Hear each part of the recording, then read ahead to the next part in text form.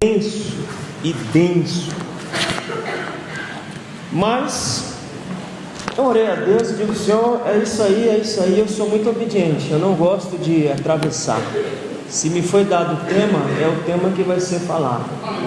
Eu não vou falar do Novo Testamento, porque não é a proposta, né? Então nós vamos falar sobre Isaías 43, verso 14 a verso 19. E para iniciar a nossa conversa, irmãos, eu preciso dizer aos irmãos que não existe algo novo sem antes situações difíceis e problemáticas. Isso percorre a Bíblia, isso percorre a minha vida e percorre a sua vida. Quando nós falamos que Deus faz algo novo, Ele está dizendo que Ele está fazendo algo novo, mas Ele já está deixando implícito e bem claro: mas antes haverá uma grande dificuldade. Então, se você quer algo novo para a sua vida, você tem que entender isso, que haverá momentos difíceis, que haverá momentos de dificuldades, que você vai atravessar para que esse algo novo se instale. E é o que Deus está falando com o profeta, é o que Deus está deixando bem claro para o povo de Israel. O profeta Isaías, ele vai profetizar a partir de Uzias, o grande rei, até a morte de Senaqueribe. Durante 60 anos ele vai profetizar, ele vai falar sobre esse algo novo, mas antes ele vai dizer: vocês têm que estar prontos, porque dias difíceis, dias trabalhosos, eles virão sobre nós. O cenário daquela época era o cenário de duas potências que faziam sombra sobre o ocidente. Era o cenário de duas potências que estavam engolindo as nações, a começar pela Síria, que engole Israel, e depois a Babilônia, que engole a Síria, engole Israel, engole Judá, engole a todos e se torna grande potência. E é nesse cenário que Isaías vai desenrolar a sua profecia, a sua fala. Senaqueribe é a grande ameaça para Judá, porque Israel já estava cativo e Judá ficou, como que se fosse um tempo de Deus, em que o reino do sul viu a sorte do reino do norte, e parece que Deus dá um tempo, para Judá. Digo: olha, dá uma olhadinha lá, se vocês continuarem no mesmo caminho, a sorte será a mesma. E o interessante é que eles são levados, o reino do norte, no ano 722. Faz a conta comigo. O reino do norte vai ser levado cativo no ano 722. No ano 609, a primeira investida de Nabucodonosor sobre Judá. 609. 596, a segunda investida de Nabucodonosor. 586, a última investida, onde arrasa a terra. Aí você faz a conta: 722, 586. Quantos anos Deus deu de oportunidade para Judá? Nesse cenário que ele aparece, é onde nós vemos os reis fazendo alianças espúrias, querendo se livrar de uma grande ameaça, querendo se livrar de Egito e Babilônia. Os reis, e Ezequias faz uma aliança para que pudesse livrar-se das potências. Mas, irmãos, ou nós confiamos em Deus, ou nós confiamos em Deus. Amém, meu irmão? Amém. Não temos muita opção, não. Ou confiamos, ou não confiamos. Capítulo 43, no versículo 10, tem 3 verbos lá importantes para a vida do povo, para a minha vida e para a sua vida. Quais são os verbos que estão lá no capítulo 43, versículo 10? Conhecer, crer e entender. Isso mostra a progressão da minha fé. E é claro que aqui está numa ordem inversa, mas a gente teria que começar com o crer. Eu preciso crer. Depois que eu crio em Deus, crio no Evangelho, eu preciso conhecer. E conhecer para o homem bíblico é totalmente diferente para o homem ocidental. Para nós, conhecimento está ligado a sentar-se e receber instrução teórica. Isso para nós é conhecimento. Ah, você adquiriu conhecimento? Sim, mas aonde? Que faculdade você cursou? Você fez mestrado, você fez doutorado, você fez pós-graduação? O que você fez? Isso é para nós conhecimento. E nós adquirimos conhecimento teórico. Para o homem bíblico não é assim. Para o homem bíblico, conhecimento está para além da teoria. Para o homem bíblico, conhecimento é vida prática com Deus. Lembremos de Jó. Olha, Senhor, eu te conhecia, mas eu te conhecia teoricamente. Eu te conhecia porque alguém falou, alguém disse, e aí depois ele fala, mas agora não, agora eu te conheço de verdade. Por quê? Porque contigo eu andei. Então, se você quer conhecer o seu rei, o seu Deus, o seu salvador, o seu resgatador, prepare-se para ter as melhores e mais poderosas experiências com Ele, para que você possa conhecer. Porque o banco de um seminário, irmão, não vai te dar esse conhecimento, não. Eu tenho 30 anos de evangelho, e eu sentei durante 10 anos para aprender a prática teórica da coisa, mas a vivência foi no dia a dia. Conhecer a Deus foi no dia a dia, foi nas experiências da vida que nós adquirimos conhecimento. Então nós cremos, conhecemos para poder entender. E entender a Deus, irmãos, que não é uma tarefa muito fácil. Se eu fixar o olho demais, irmão, não sei que eu esqueci meus óculos, então eu tenho uma dificuldade imensa para enxergar de longe. Então, nós temos dificuldade de entender a Deus. Às vezes nós não conseguimos entender, às vezes até questionamos algumas coisas que Ele faz, porque não conseguimos entender e compreender a Deus na sua amplitude. Como é que você entende, irmãos? Você está bem lá na sua vida material, na sua vida financeira, e de repente chega uma voz e fala na sua mente, diz larga tudo e se lança na minha aula. Como é que você entende um negócio desse aí? Como é que você racionaliza um trem desse? Minha vida está boa, estabilizada, emprego, tenho o que eu quero, eu consigo comprar, e de repente chega uma voz e diz larga tudo, porque agora você vai depender única e exclusivamente de mim. Como é que se entende um trem desse, meu irmão? Mas precisamos entender o nosso Deus, e começamos a entender quando cremos, quando conhecemos, aí nós começamos a entender esse nosso Deus. O livro do profeta, ele se divide em dois grandes blocos. Do capítulo 1 ao capítulo 39, Deus olhando para os cativos, Israel e Judá. O profeta está profetizando, vai cativo. Reino do norte, vai cativo. Reino do sul, vai cativo. Então, se você pegar do capítulo 1, versículo 39, está falando de gente que está em cativeiro, ou que vai para cativeiro. Se você pegar do capítulo 40 a 66, Deus está olhando para além do cativeiro. Deus não está mais olhando para os cativos, mas está olhando para além do cativeiro, ou seja, aqueles que retornarão da terra do cativeiro para a terra da promissão. E tem esse, entre o 39 e entre 66, tem aquilo que nós chamamos de um hiato histórico, aonde é desenrolado umas historinhas interessantes, irmãos. Eu só vou citar, não vou meditar com vocês não, depois vocês fazem isso em casa.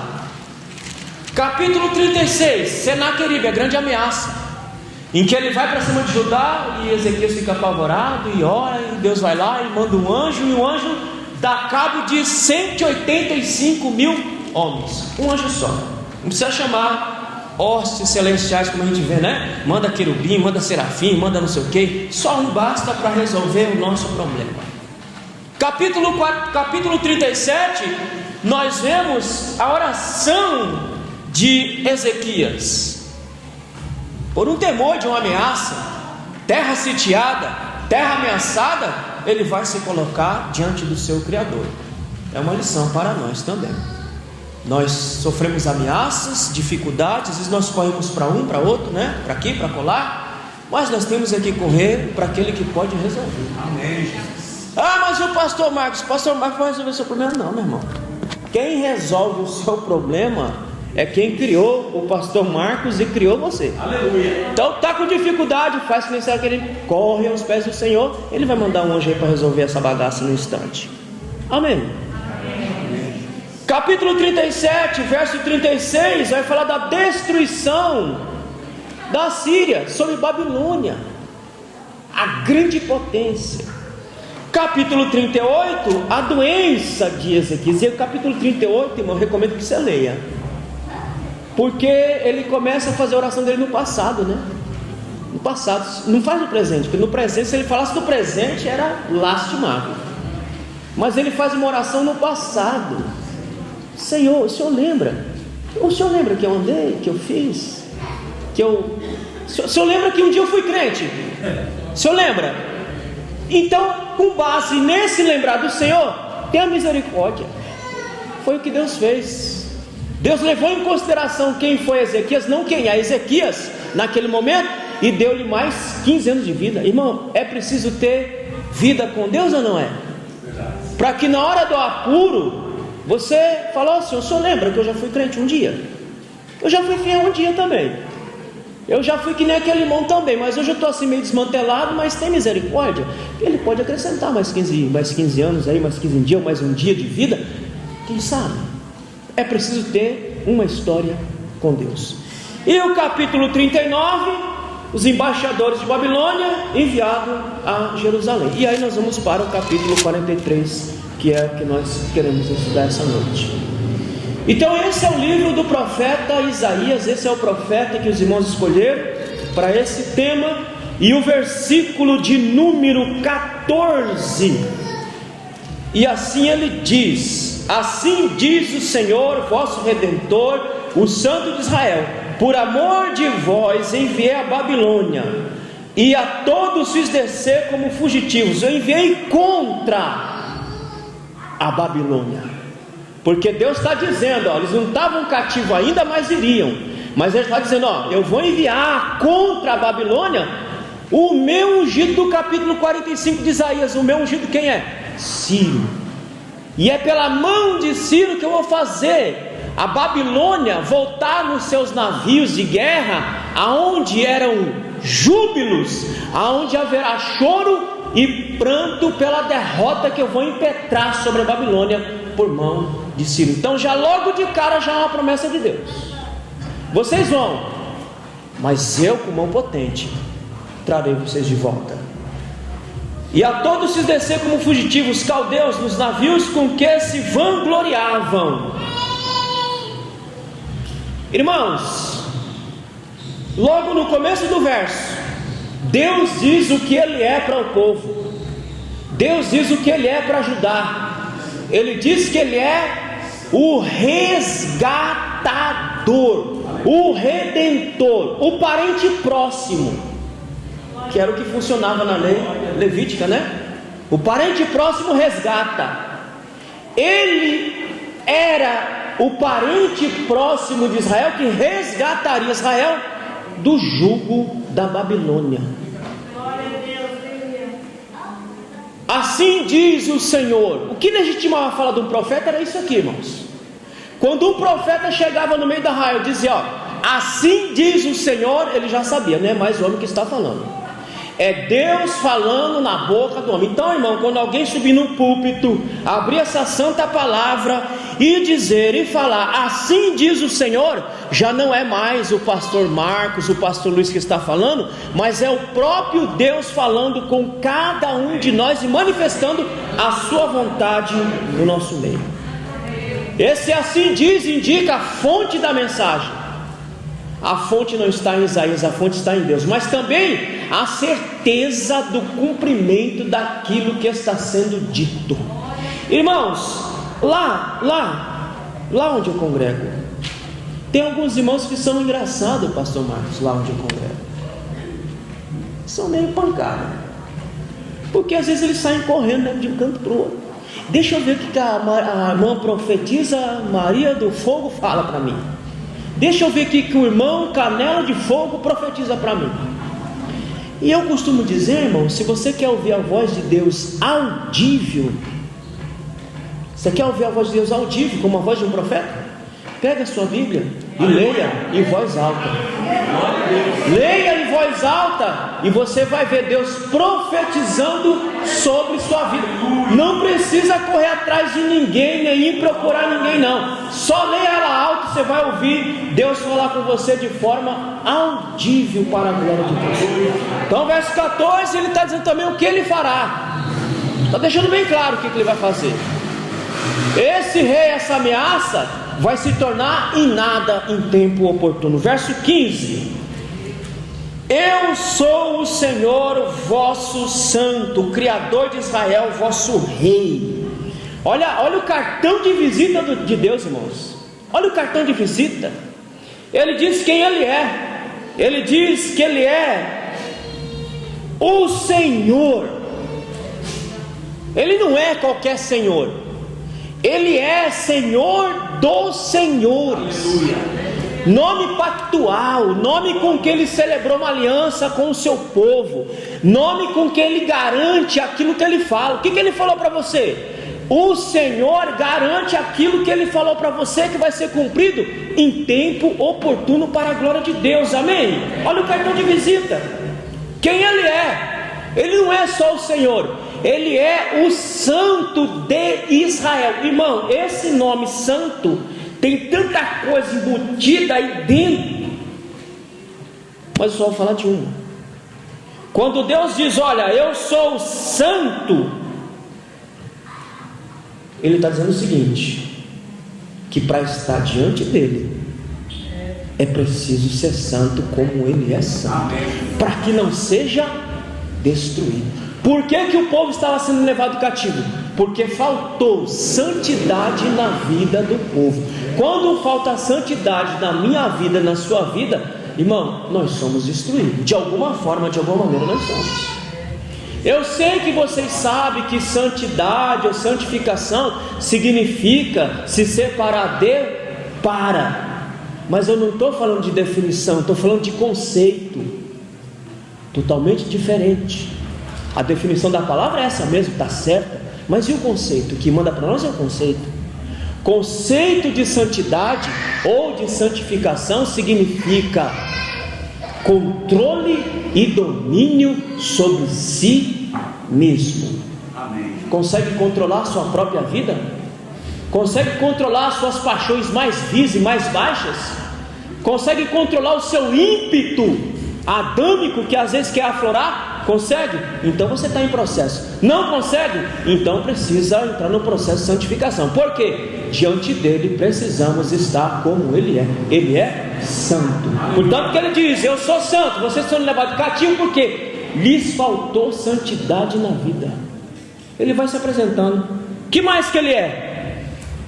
Ele é o Criador de Israel. Irmão, grifa essa palavra na sua Bíblia. A palavra criar, ela só vai e ela só pode estar ligada. Esse verbo só está ligado a Deus, porque só Deus pode criar do absolutamente nada. Só Deus pode fazer coisa do nada. A gente fala nada para a gente entender, mas Deus faz a partir de sua palavra. Só Ele pode fazer as coisas acontecer a partir da sua própria palavra. Eu não posso dizer, quando eu sair daqui desse culto vai ter um Civic Honda parado ali na porta. Eu não posso falar, quando eu sair daqui minha conta vai estar lá com 10 milhões de reais. Eu não posso, porque minha palavra não tem poder, mas a palavra de Deus tem poder. Por isso que ele diz, fui eu quem te criei. Aleluia. E ele deixa bem claro em Deuteronômio capítulo 7 verso 14, quem era você, Israel? Você não era nada, povo pequeno, povo pobre, povo insignificante, mas eu amei vocês. Aleluia. E de vocês vou fazer uma grande nação para a posteridade. Aleluia. Irmão, se você não crê na Bíblia, olha para Israel. Olha para Israel. Deus tem uma aliança eterna com aquele povo. Aquele povo está cercado, ele não tem, ali no Oriente Médio, Israel não tem aliado. Israel só tem cobra querendo engolir eles de uma vez só. Da onde vem os aliados? Da Europa, da América, América do Sul. É daqui que vem os aliados. Mas na terra eles não têm. mas Deus é um Deus que tem uma aliança eterna com aquele povo, guarda e zela pela vida daquele povo. Por quê? Quem criou foi Deus, não foi o povo que se fez povo, mas foi Deus quem fez aquele povo ser povo como eles são até hoje. Amém. Não é você que se fez ser o que você é. Você não está sentado aqui porque você quis. Ah, não, eu estou aqui porque... Não, ninguém está aqui porque quis, não, meu irmão. Eu mesmo não estou aqui porque eu quero, não. Eu estou aqui porque quem me chamou para estar aqui foi Deus. O morto que está lá em Efésios capítulo 2, o que o morto faz? O morto só sabe ser morto. Mas o morto, diz Paulo, que Deus estava reconciliando consigo mesmo, nós com eles, nós ainda sendo mortos, Ele estava nos reconciliando consigo mesmo por meio do Cristo Jesus. Olha, coisa maravilhosa. Nós estávamos mortos e Ele nos trouxe vida. Quem é que fez isso? Ele, porque Ele nos criou. Ele cria condições, irmãos. Eu estou vivendo uma situação, eu estou na bênção, irmão. Eu estou na bênção, graças a Deus. Mas eu estou vivendo uma situação que eu fico imaginando como é que vai se dar esse negócio, como é que vai se resolver a situação. Mas Deus é aquele que cria as coisas a partir do nada, é aquele que faz as coisas acontecer, da onde você acha que não pode sair, não pode acontecer, Ele vai lá e faz acontecer, porque Ele tem o poder de criar todas as coisas. Glória a Deus. Ele é rei. Deus está dizendo: vocês se deixaram levar pelas alianças, vocês se deixaram levar pelos homens, vocês se deixaram levar pelos reis da terra, mas o rei sou eu. O interessante é a visão de Isaías, irmão. Quando você abre o capítulo 6 de Isaías, aquela visão é tremenda. Eu oro até hoje para ter uma visão daquela ali. Nem que eu me mate no dia, mas eu queria ter uma visão daquela ali, porque é uma coisa maravilhosa. Isaías entra preocupado porque o primo dele morreu, o grande rei Uzias morreu. E eu vou fazer um desafio a vocês, irmão. Dá uma caçadinha, saber por que esse homem morreu. Por que Uzias morreu? Porque dá a impressão, o texto dá a impressão que um homem tão bom, né, morreu assim. Caça e veja quem era Uzias. Mas o grande rei morreu. E Isaías entra no templo, preocupado porque o grande rei morreu. Quem é que vai tomar conta do povo? Quem é que vai dirigir o povo? Quem é que vai conduzir o povo? Irmão, olha, qual foi a visão que Deus deu para Isaías? Aonde ele estava? Quem me ajuda? Aluno de EBD. Aonde que ele estava? Diz Isaías que ele viu a visão, o céu se descortinou e ele viu Deus no seu alto e sublime trono. Quem que senta em trono? Rei. Ele estava dizendo para Isaías: Uzias morreu, mas Uzias não é nada, filho. Quem manda na bagaça toda sou eu que sinto, sou eu quem conduzo a sorte do povo. Ele é rei absoluto. Se Ele é rei, nós somos súdito. Súdito só sabe fazer obedecer. Amém? Amém. Súdito não questiona, súdito não pergunta, súdito cumpre as ordens cabalmente. Amém. Para a glória de Deus. Amém. Porque quem manda sabe o que está fazendo. Aleluia. Quem manda sabe por que está mandando. Quem manda garante aquilo que está falando. Por isso que ele se apresenta como rei. Versículo 15 é o cartão de visita de Deus para Israel, mas para mim e para você também. Ele é quem? Ele é tudo isso que eu acabei de falar. Ele é Senhor, Ele é Santo, Ele é o Criador, Ele é Rei, aquele que pode todas as coisas na nossa vida, que não tem nos deixado faltar absolutamente nada. O socorro, o alimento, a ajuda, nada tem nos faltado. Nós passamos por 2 anos de pandemia. Na minha igreja muita gente pegou, eu não peguei, mas muita gente pegou. Graças a Deus ninguém desceu a campa fria, ninguém morreu porque não estava na hora. Todo mundo lá firme e forte. Nossa igreja e pastor é assim. A gente tem que se preocupar com o espiritual, mas com o material. A preocupação bateu, igreja fechada, como é que nós vamos manter a casa? Como é que nós vamos pagar as contas? Como é que nós vamos socorrer as pessoas? Mas Deus é tão bom, tão fiel, que não faltou R$1 durante toda a pandemia que nós atravessamos. E ainda Deus mandou alguém lá do outro lado chegando para nos ajudar com cesta básica. Cada 2 meses chegava 100 cesta básica na nossa igreja para a gente distribuir para o povo. Não faltou, porque o Rei da Glória, Ele cuida dos seus. Versículos 16 e 17 narram a mão poderosa de Deus. E a mão poderosa de Deus com quem Ele libertou Israel. E ele vai fazer umas menções aqui interessantes. Versículo 16, ele diz assim: assim diz o Senhor, o que preparou no mar um caminho, e nas águas impetuosas uma vereda. Ele está jogando o povo para onde? Para o Egito. Eu não tirei vocês do Egito, eu não resgatei vocês do Egito, vocês não ficaram de frente do braço do mar, eu não abri o mar para vocês passarem, e vocês passaram em seco, e do outro lado vocês cantaram o hino da vitória. Eu não fiz isso lá no Egito. Como quem dizendo, eu posso fazer muito mais agora. Mesmo que vocês vão para o cativeiro, eu posso livrar vocês com mão poderosa. Verso 17: o que fez sair o carro e o cavalo, o exército e a força, eles juntamente se deitaram e nunca se levantarão, estão extintos como um pavio se apagaram. Ora, não está falando quando o faraó manda lá a sua tropa entrar no rio, no mar e atrás do povo, e quando o povo atravessa, diz que a parede de água se fecha e engole todo um exército. Deus está dizendo, eu engoli todo um exército, estão extintos, desapareceram como que um nada. Então fique tranquilo, que eu também posso livrar vocês da mão do grande rei da Babilônia.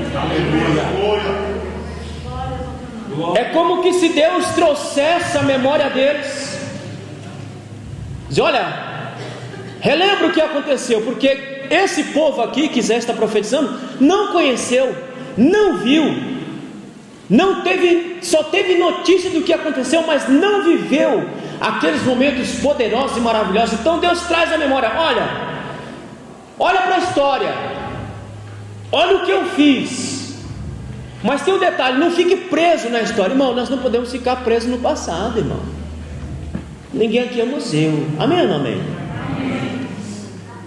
Mas tem gente que vai, mas olha, irmão, olha lá atrás, olha, Deus fazia, Deus fez. Irmão, sai daí desse lugar, pelo amor de Deus.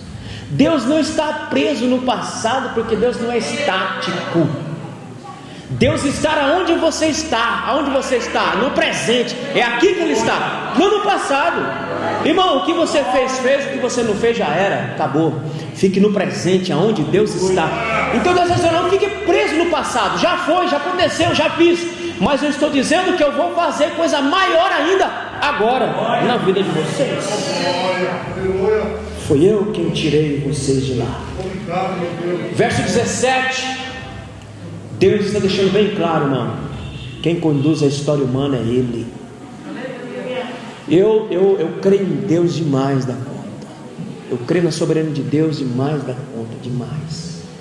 De fazer coisas grandiosas e de fazer as coisas pequenas também, porque tudo está no controle de Deus. A nossa história, a minha história está no controle. Eu não sei como você trabalha isso na sua cabeça, mas tudo já está pronto para Deus. Deus não está num processo e no processo Ele vai fazendo, Ele vai ajeitando. Não, tudo está pronto, feito, determinado desde a eternidade. Esse culto aqui que está acontecendo aqui já foi determinado na eternidade. Ele não está aqui dizendo, olha, agora eu vou fazer assim. Não, o culto já está pronto. Na mente de Deus já está tudo pronto. Ele não tem um processo que Ele vai junto com o homem, escrevendo, fazendo a história já está posta e completa para todos nós. Portanto, minha história, sua história está na mão de Deus. Não sei como é que você lida com isso, eu lido muito bem, graças a Deus. Não tenho problema nenhum de entender que tudo está determinado, tudo está posto, tudo está escrito, e tudo acontece exatamente como Ele quer que acontecesse. Portanto, Ele tem a minha história, a sua história nas mãos dele. É verdade, irmãos, que nós nos apavoramos, tem hora. E na quarta-feira eu preguei lá aqui em Monte Cristo, numa campanha também, sobre ter coragem, né? E coragem, e lá eu deixei bem claro que é preciso ter coragem, não é para viver, porque para viver basta estar vivo. Meu irmão, você está vivo? Amém ou não amém? Tu vai viver, de um jeito ou de outro você vai viver. Agora, você precisa de coragem, é para servir a Deus, aí você precisa, porque você ouvir e obedecer uma voz, uma coisa que você não vê, que você não toca, que não está fisicamente do seu lado, é preciso ter coragem. E ainda mais quando ele dá uma ordem que não bate com a lógica humana, porque as ordens de Deus, na sua grande maioria, não bate com a lógica humana. Então você precisa ter de coragem para servir a Deus, não para viver. Para viver, querido, basta estar vivo. Agora, para servir a Deus, irmão, aí bota uma dose gigantesca de coragem para poder servir a Deus, porque não é brincadeira. Então ele está dizendo: eu tenho a história do homem na minha mão, eu determino tudo, e tudo que tiver que acontecer na sua vida vai acontecer. Mas tem um detalhe, como diz Santo Agostinho: troca a chave. Qual é o nosso problema? Nosso problema é que nós olhamos o agora. Irmão, quem serve a Deus não pode ficar olhando só o agora. Quem serve a Deus tem que olhar o resultado final do agora que se vive. Amém ou não amém? Quem serve a Deus não pode ficar preso e olhando só o agora. Quem serve a Deus tem que olhar o agora resolvido lá na frente para a glória de Deus, porque você serve um Deus poderoso. Muda a chave. Eu não vejo, mas Ele está aí. Eu não sinto, mas Ele está aí. Ele não está operando, mas Ele está aí, fazendo as coisas acontecerem do jeito dele. O nosso problema é que nós queremos que Deus faça as coisas acontecerem do nosso jeito. Nunca é do nosso jeito, é sempre do jeito dele, porque do jeito dele é melhor. Irmão, você já deve ter ouvido, eu não sei se eu falei aqui, mas eu vou repetir, a história do rapaz se afogando. Foram um monte de pastor, foi em determinado lugar passear, e teve um pastor lá, o mais engraçadinho, que dizia: eu vou atravessar esse lago aqui de ponta a ponta. E o besta foi, e está lá abraçando. Quando chegou no meio do lago, ele começou a se afogar. E lá na margem tinha um pastor, exímio nadador, e os outros pastores dizendo lá para o pastor: vai lá salvar ele. E o caboclo sobe, desce, sobe, desce, sobe. E o povo: vai lá. Quando o cara desceu de uma vez, não subiu, aí ele foi. Ele foi, pegou o cara, trouxe para a margem, acabou, se recompôs lá. E aí perguntaram: por que você não foi enquanto ele estava se debatendo? Eu disse: porque se eu fosse lá, iria morrer eu e ele, porque ele estava lutando pela vida dele e ia me jogar junto com ele para o fundo do mar, ou para o fundo do lago. Então eu esperei ele desistir da vida dele, para então eu puxar. Eu preciso explicar para você? Amém ou não? É assim. Enquanto você estiver no sobe e desce, Deus está lá olhando. Deixa ele lá. Ele quer resolver do jeito dele, da maneira. Deixa ele lá, meu filho. Está lá Deus, o Deus Pai, Deus Filho, Deus Espírito Santo, lá tomando um cafezinho e olhando lá. Sobe e desce, sobe e desce. E aí, meu filho, dá uma olhadinha lá. Ih, meu pai, está lá do mesmo jeitinho, o miserável está lá. Ô, Espírito Santo, ixi, meu rei, abestado está lá do mesmo jeitinho. Aí quando ele dá aquela afundada, aí Deus vai com a mãozona dele, vai lá, pega e faz do jeito dele. Irmão, se você continuar lutando pela sua vida, com as suas armas, com o seu jeito, boa sorte. Agora, se você entregar a sua vida e chegar à conclusão: Ele é rei, Ele é absoluto, Ele é poderoso, então deixa Ele resolver do jeito dele, que é melhor. Glória a Deus. Então, versículo 17, ele diz: a história do homem está na minha mão.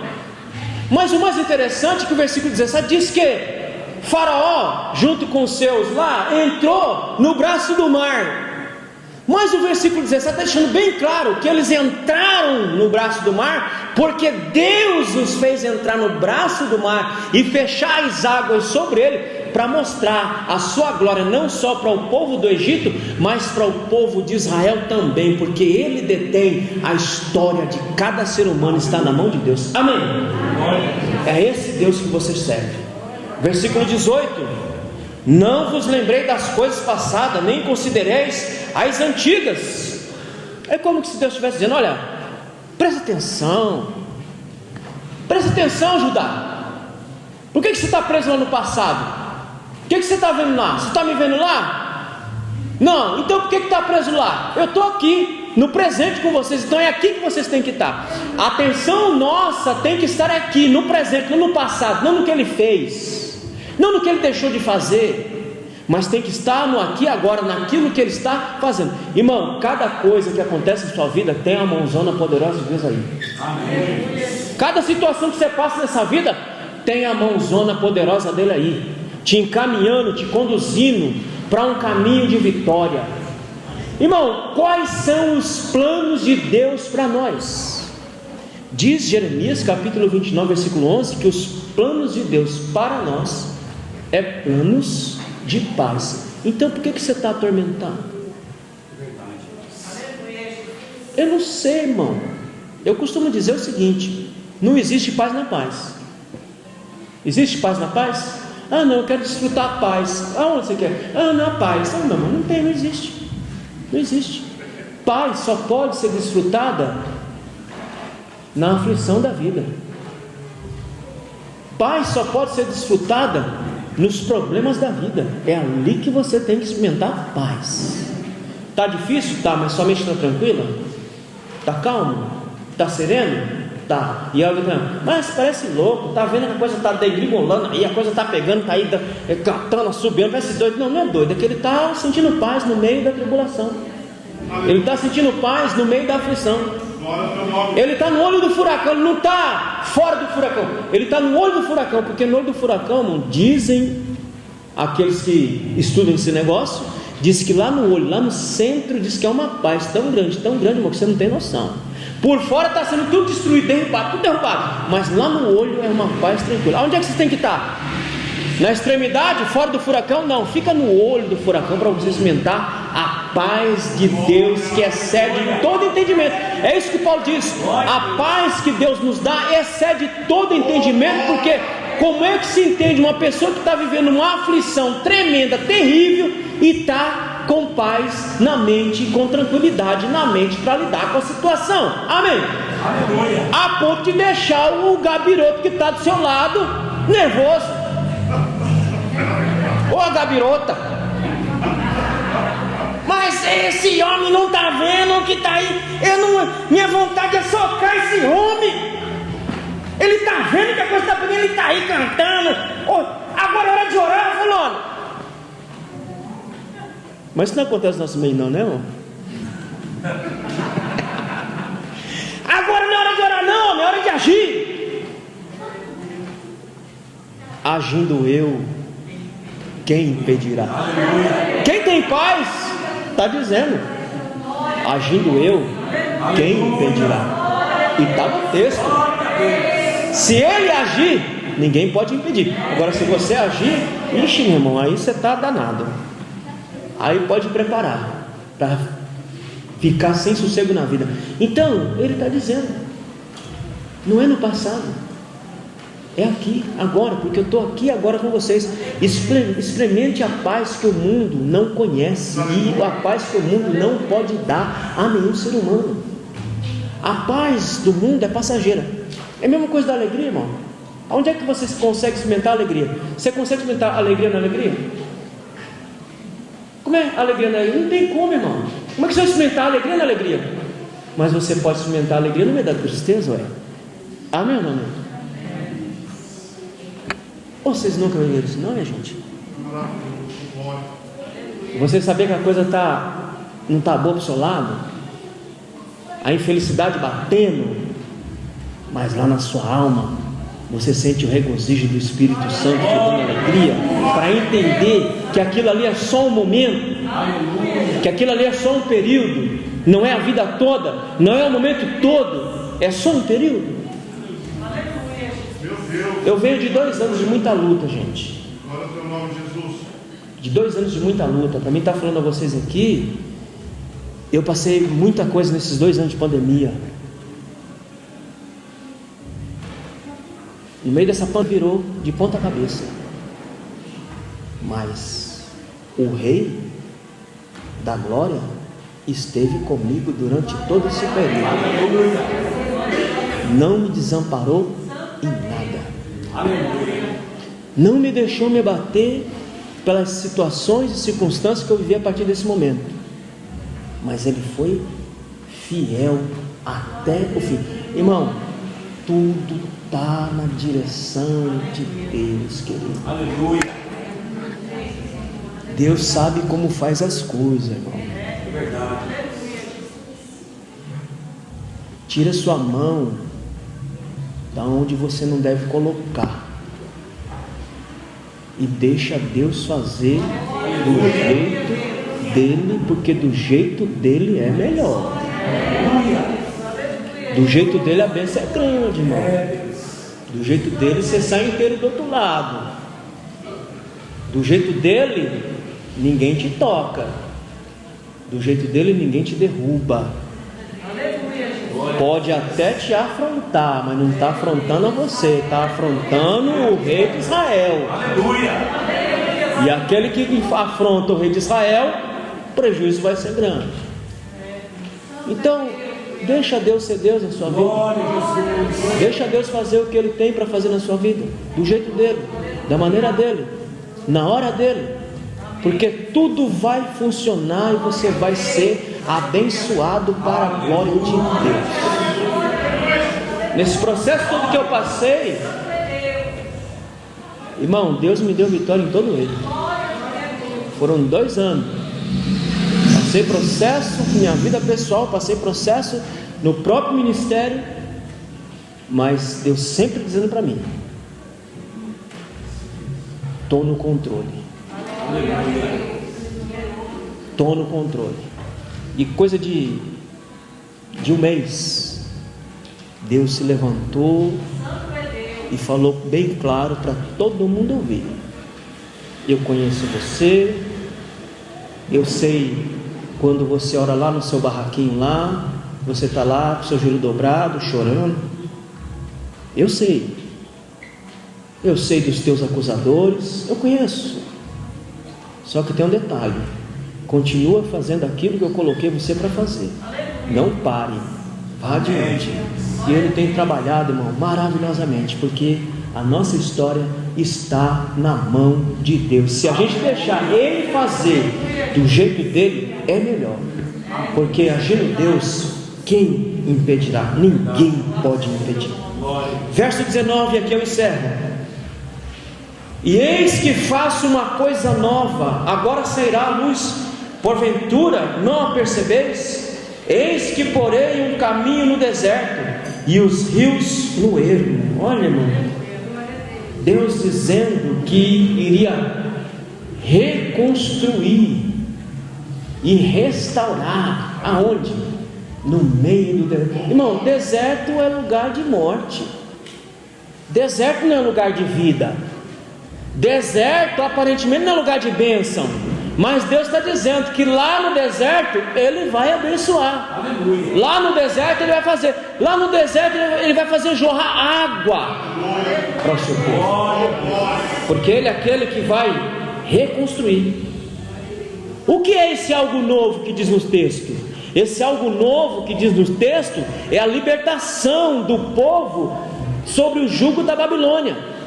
Era esse algo novo que Deus estava dizendo: vou fazer algo novo. Vocês não foram ainda, mas vocês vão. Mas eu vou fazer algo novo. Eu vou libertar vocês do jugo da Babilônia. Assim como eu fiz lá no Egito, eu vou fazer aqui também. Vou fazer com mão poderosa, porque eu sou aquele que pode todas as coisas. E esse é algo novo. É por isso que eu falo, Deus trabalha fora da lógica. Ele levanta um incircunciso, Ele levanta um persa, Ele levanta um homem que não sabe nem quem ele é. Mas Ele vai lá no capítulo 45 e diz: meu ungido, meu servo, é Ele que vai libertar o meu povo, é Ele que vai trazer o meu povo da terra do cativeiro para a terra da promissão. É sobre a mão dele que vocês vão retornar para a terra. Fora da lógica. Quem é que imaginaria um persa dar uma ordem para o povo votar? Mas quem manda não é o Ciro, quem manda é Deus. E Deus manda no Ciro, manda em mim, manda em você, manda em todo mundo. Glória a Deus. A grande maioria está preocupado. O Brasil está numa situação muito difícil, demais, e pode ficar mais difícil ainda, porque ninguém sabe o que pode acontecer a partir de outubro. Mas nós continuamos ainda na mão do Rei da Glória, e Ele não vai deixar de cuidar de cada um de nós. Foram quantos anos? 13 anos, não foi 13 anos? Ele desamparou a igreja do Senhor? Ele desamparou seus filhos? Não. E vai continuar amparando seus filhos, cuidando dos seus filhos, seja lá quem assumir essa bagaça, porque o dono é Deus e ninguém tira Ele de lá. E se Ele agir, meu irmão, ninguém pode impedir. Amém? Então esse algo novo é essa libertação do cativeiro. O cenário é ruim no deserto, lugar sem vida, lugar de morte, lugar de destruição, mas a promessa é que Deus vai fazer produzir um caminho maior e melhor no meio do deserto. Aquilo que Ele fez lá no Egito, perto do que Ele vai fazer aqui, é café pequeno, porque Ele vai fazer o deserto produzir vida para abençoar os seus filhos. Irmão, está difícil, está tudo muito caro, mas Deus continua produzindo bem para os seus filhos, para que nenhum de nós passe por dificuldade, e se por ela passarmos, é porque precisamos aprender alguma coisa com ela. E se por ela passarmos, Ele ainda vai continuar comigo, com você. Ele não vai nos desamparar, Ele não vai nos abandonar, porque Ele não mente, Ele não falha. Aquilo que Ele diz é aquilo que Ele faz. Você fala uma coisa e faz outra, Ele fala uma coisa e faz aquilo que Ele fala. Porque Ele não falha, Ele não mente, Ele cumpre tudo aquilo que Ele diz. Glória a Deus. Deus chama esse povo para focar no presente, no agora. Portanto, meu irmão, que é esse Deus que você serve, é esse Deus que você vem aqui na casa dele glorificar. O que nós aprendemos com esse texto de Isaías 43? Primeiro, Deus se mantém fiel apesar de nossas falhas. Se você pegar do versículo 20 até o versículo 28 desse texto, você vai ver que parece que ele está meio que destacado do lugar. Ele vem falando o que vai fazer, vai abençoar, mas aí parece que está meio destacado do lugar, porque aí ele começa a falar dos pecados de Israel, dos pecados da nação, mas aí ele diz que Ele é aquele que salva apesar dele mesmo. Ou seja, apesar da infidelidade de vocês, eu continuo sendo fiel, porque eu empenhei minha palavra com Abraão, eu empenhei minha palavra com Jacó, com Isaac, eu empenhei, e aquilo que eu disse é aquilo que eu vou fazer. Haverá uma semente frutífera que sairá das entranhas de Abraão para a posteridade. Então ele está dizendo: olha, o que eu estou fazendo não é baseado em vocês, é baseado em minha própria fidelidade, em meu próprio amor por vocês. Porque, irmão, se Deus olhar para mim, olhar para você, para basear alguma ação dele em nós, irmão, nós vamos tudo queimar no fogo do inferno. Mas como ele faz, tudo que ele faz por amor a ele mesmo, e transborda esse amor por nós, ele continua fiel e não falha. Então esse versículo do 20 a 28, ele está dizendo: ó, apesar de vocês, eu continuo fiel, e apesar de vocês, eu vou cumprir minha palavra. Se tiver um justo na cidade, Deus opera. Se tiver um justo numa casa, Deus opera. Apesar da infidelidade de outros, mas Deus opera, porque Ele empenhou a sua palavra com o seu justo. Se você é justo, se você é fiel, ainda que outros não sejam, mas Ele empenhou a palavra, Ele cumpre aquilo que Ele diz. E aquele que é infiel, irmão, Eu costumo dizer que Deus, com o infiel, com aquele que parece que demora a pegar, a entender que tem que servir a Deus direitinho, sabe como é que Deus faz? Como um anzol que coloca no nariz. Já viu aquele, eu não sei como é que chama aquele negócio que põe na argola, que põe no nariz do boi lá? É o piercing. Como é que chama, meu? Piercing. Formigão, pronto. Deus pega o formigão, bota no seu nariz, irmão, e faz você vir pela ponta do pé. Ele faz você andar pela ponta do pé, para que você entenda que nós somos criados para servir e glorificar o nome do Senhor. O ser humano foi criado para servir a Deus. O ser humano não foi criado para servir diabo, não foi criado para servir a si mesmo. O ser humano foi criado para servir a Deus e dar glória a Deus em nome de Jesus. Então, o que nós aprendemos? Deus se mantém fiel apesar de nossas falhas. Segundo, Deus entra em juízo conosco quando não nos arrependemos. Irmão, isso não mudou. Vai se arrepender? Beleza, a consequência vai vir, mas ele vai mudar a forma. Então, se eu não me arrepender, o juízo vai entrar. Mas se eu me arrepender, a consequência do meu ato pode vir, mas o juízo não virá, porque houve um arrependimento de minha parte e de sua parte. Terceiro, Deus vem ao nosso socorro nos momentos mais difíceis da nossa vida. Ele vem ao nosso socorro. É isso, e é esse algo novo que Deus tem para nós. Esse algo novo diz respeito à libertação. Eu não sei que tipo de libertação você precisa ou vai precisar, mas esse algo novo não é que ele vai acontecer, ele já está acontecendo. Ato contínuo. Todo dia Deus está nos libertando. E ele tem que nos libertar, sabe de quem? Ele tem que nos libertar de nós mesmos. Amém? Porque o primeiro diabo a ser vencido, quem é? Quem é o primeiro diabo a ser vencido? Luiz. Eu sou o meu primeiro diabo.